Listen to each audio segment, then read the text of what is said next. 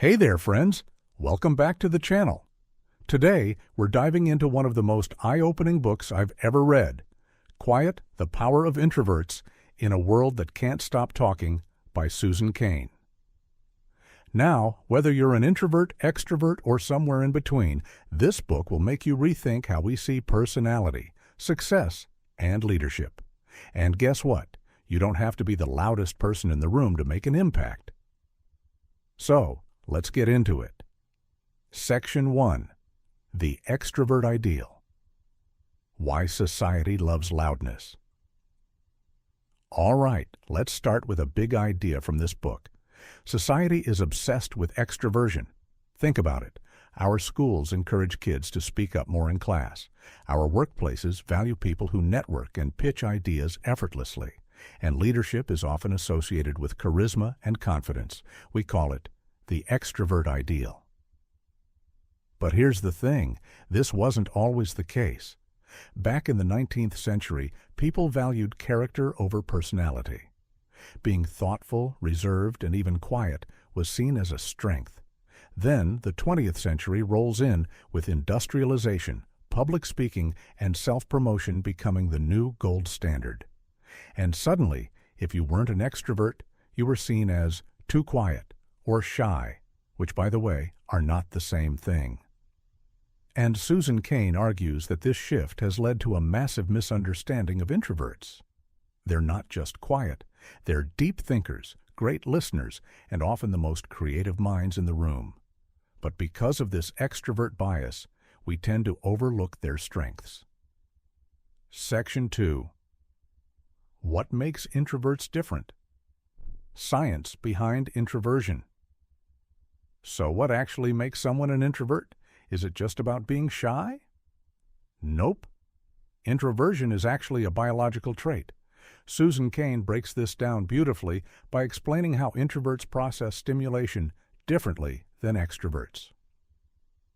Introverts have a more sensitive nervous system, which means they get overstimulated more easily.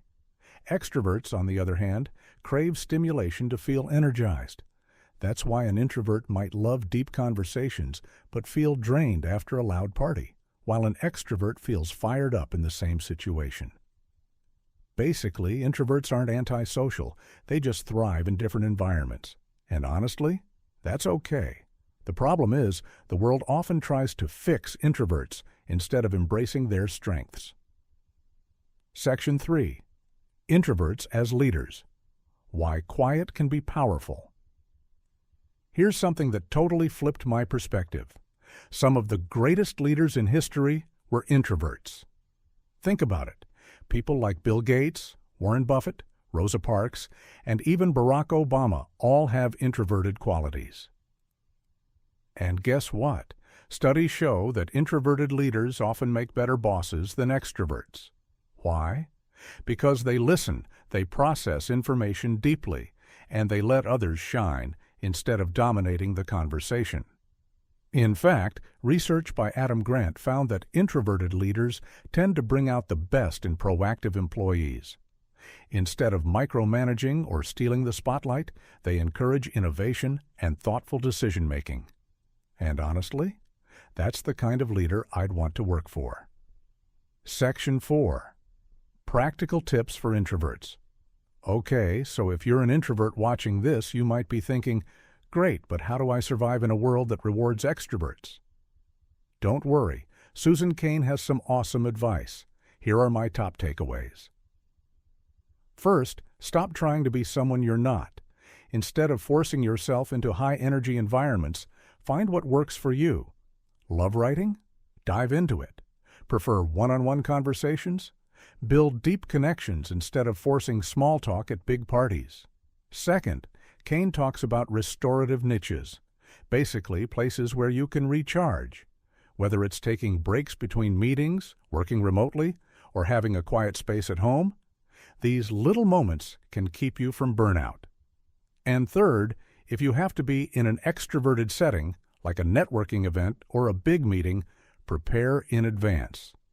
Think about what you want to say, have a few conversation starters ready, and give yourself time to recharge afterward. It's all about balance. Section 5.